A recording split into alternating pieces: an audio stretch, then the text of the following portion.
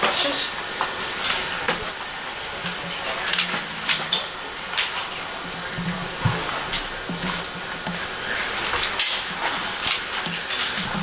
Congratulations, Athena.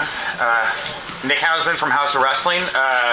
Fightful put out a report that Triniti Fatu is backstage tonight. Is that somebody that you'd like to see yourself defending that title against in the near future? Absolutely. Trin is one of my really good friends. We talk on a daily basis, and when we both found out that we were in LA, it was really awesome. She's one of my very close friends, and she wanted to come out and support. And so, very cool moment. Like, I hope to have a match with her in the future. I never had the opportunity in WWE to have that match, so absolutely. Cool. Here. I will trade you this one then. Hi, Athena, Amy Nemedy with WrestleJoy. I wanted to talk about your match with Yuka Sakazaki tonight. You guys had an explosive bout. You've got a lot of history between the two. There's a lot of energy from the crowd throughout the entire match. I just wanted to know your thoughts on wrestling Yuka tonight, obviously emerging victorious, and whether you're finished with Yuka, or maybe you might revisit her again in the future. Thank you and congratulations.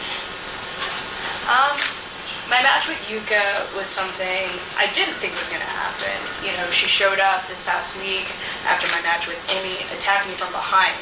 You know, who would do such a thing? It's crazy.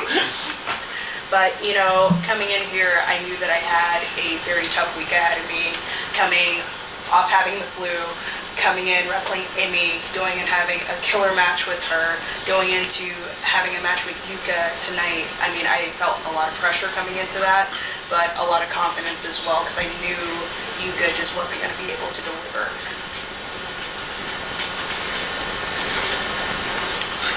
Hello, I'm John Mo of ProWrestling.net. First of all, throughout your career, you've been known as like a heroic, like superhero to people. Now we're seeing a little bit more of an aggressive side from you. Mm-hmm. So how is that, and what kind of things do you feel you can do now as opposed to what the old Athena would do? You know, it's funny you say that, because I never stopped being my hero. At the end of the day, just because I turned up the aggression, just because I'm out here doing what I have to do to keep my ROH Women's Championship, doesn't mean that I'm not my hero. And honestly, like, there's plenty of people out there that look at me and they're like, wow, I wish I could punch my boss in the face. Wow, I wish I could hit this woman that called me whatever, you know. I am defending what I think is best for me, right? I've wrestled on the indies for 10 years. I was known as the American Joshi when I was there. Now I'm the Fallen Goddess, I'm the Alpha. I keep telling everyone that they have to step up their game, because I'm not letting go of this title anytime soon. So I'm going to continue to be my hero. I'm going to continue to deliver every single time I step out there, and if anyone has a problem with it, I'm not going to flat on their ass.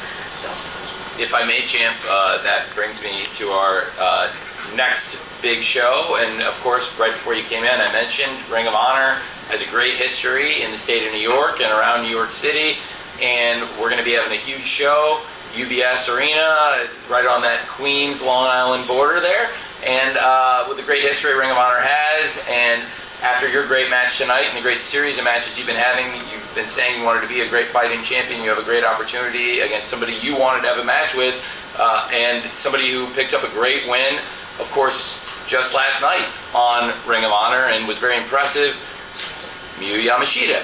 And you will be wrestling Miyu Yamashita in New York, and it'll be a great match this Thursday on Ring of Honor TV, and you have a chance to continue being a great fighting champion, but after the schedule you've been keeping up, I think nobody can deny you're a fighting champion. thank you. Yeah. Thank you. Steve Fall from Tenkan on Wrestling News Co. Tony, Athena, great to see you. You work with New Japan, but could we see you work more with Tokyo Yoshi Pro, with, you know, bring up your opponent coming up, Maki Ito as well, someone we all want to see you take on again here, Ring of Honor, or even on AEW TV? I mean, one of the really cool things about being in Ring of Honor, and I'll just touch a little bit on my past, being on the indies for 10 years, my dream was always to go and wrestle in Japan. Go and prove myself with the best wrestlers, the best Joshi in the entire world. And I never got that opportunity. I still haven't had that opportunity. So every time anyone from Japan comes over here, like, I know that they're going to bring the fight. I know that they're going to hit hard, and I'm constantly going to prove that I'm better than them every step of the way. So it doesn't matter if it's Miyu Yamashita, it doesn't matter if it's Yuka Sakazaki, it doesn't matter if it's Maki Ito. Hell, it can even be Aja Kong, for all I care. I'm going to beat the brakes off of all of them and show them that I am the absolute best in the world, and no one can hold a candle to me. All right. I'm afraid. Go ahead. Good. Sean Rossett and Fightful, you and Tony have both talked about how some of the matches against the Joshi wrestlers you've been booked against lately are ones that you've won, but weekly on like Dark and ROH, you faced some really great indie talent like Judy Lin and High-End. Are any of those like people that you specifically like went to him and said, I would like to wrestle them? Because there's not a lot of them. Yes, High-End in particular.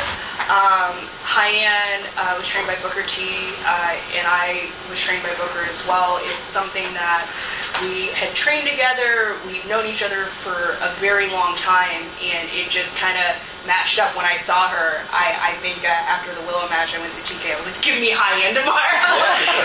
Which is crazy coming off an amazing match like that to say. It was that again shows what a great fighting champion you are.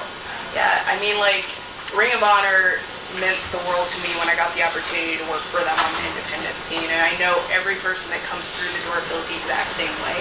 Just to be able to have some of these dream matches, like Willow was a bucket list match of mine, and like it was something that I'd wanted because I was in WWE and I saw that smile, that everything, and I was like, I just want to punch her in the face. Please, I just need this so much. So when the match got announced, I was very excited for that. Same thing with High-End. I mean, there are a lot of phenomenal wrestlers out there. Once again, they're not me. But at the end of the day, like having the opportunity to prove myself time and time again, having that pressure, having everyone online talk about what is she going to do next, like what violence can she create next, what is she going to do, who's going to stop her, you know, that only creates drama and that sucks all of you guys in and makes you want to see me beat them up so much more. I know. You just want to see me win forever. It's fine. Other questions? Top. Righteous Red, Gravity Podcast, Pro Wrestling Illustrated magazine. Since the reemergence of Ring of Honor under Tony Khan, many people would say, Athena, that you have been the MVP of what's happened, and this match with the Willow was amazing. How has it been to be able to work Ring of Honor with like not as many restrictions as you previously had? It's kind of like there's no commercials. It's just like it feels a little bit more free. Man, that's a hard question because I don't think of it that way. And let me put it this way. I've never been a person that's been about myself. I've been about the match. I've been about the story. I've been about the intensity because that's what you guys come to see. You know, people that are for themselves don't last long. And especially in Ring of Honor, I've seen it time and time again. Someone will come through the door and then they're out, right? This is a reemergence, and I think everyone in my division is proving that we belong here and that we're going to make you watch what we do. There are so many young, amazing talent that are building themselves up. But the one thing about Ring of Honor that you cannot deny is like we are in the proving ground and we will not be denied. We're here to sell every show, every week, even when we're at AEW. We are dedicated to showing the world that Ring of Honor is a serious brand and that we are the best brand.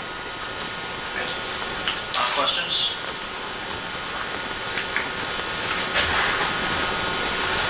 First off, Athena Veal from Track by Wrestling, congratulations on the win tonight. You bring up that you're still proving everything now. Within your two coming up, is there potentially someone either on the AEW roster or out there elsewhere that you will face personally?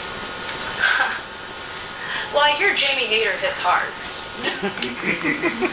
And I like to hurt people. I mean, she's definitely on my bucket list. There's so many women within the AEW roster that I haven't had the opportunity of wrestling. There are so many women on the independent scene and just out there, New Japan, Stardom, everywhere out in the world that I want to wrestle. Masha Slamovich, I won a singles match with Kairi Sane. Mercedes Moné, I never got that opportunity as well. Yes, I know them. Get over it, right? But at the end of the day, those are bucket list matches that I want. I would love another round with Tootie Lynn. Like I said, there's so many people. Toni Storm, I never got to have a singles match with Toni Storm. Trisha Dora, who's absolutely phenomenal, and I've been keeping my eye on her, hoping that she stays down in the lower card. But, at the end of the day, like, I'm open to any challenge that steps in my way. Because, like, this is what I do, right? The pressure is on, especially when you're champion. You have to prove that you can deliver every single match. And that pressure, sometimes, it's anxiety driven, right? But at the end of the day, like, this is what I do. This is what I was made for. I was born to be champion. I was born to be in Ring of Honor. I was born to be in that ring, and no one is going to take that away from me. Last question for Athena. Hey, Athena, Graham Matthews with Bleacher Report. Any thoughts on what the Outcasts have been doing currently in AEW? Do you support the cause? Where do you fall on that line? Or are you just kind of focused on your own business right now? I don't know. Like, I look, I dabble in the AEW Dynamite and Rampage, if you will. And it's really cool to see all of them find each other, right? But at the end of the day, I don't need anybody. I'm a solo act, right? Now, not to say if they did come and knocking on the door, I would maybe hear them out, hear what they had to say, because after all, I'm more successful than all of them. I have a championship. They don't. But at the end of the day, birds of a feather kind of fly together. But, we have to see what's on the table. What are they offering, right? This beautiful championship does not come cheap, nor does my help, right? So we'll see what happens. Thank you, Athena. Thank you.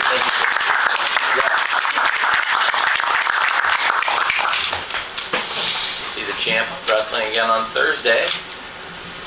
And it's a great match tonight. I'm looking forward to seeing her against Yamashita on Thursday. Could be a great match, and certainly she's a great fighting champion. Speaking of great champions in the history of Ring of Honor,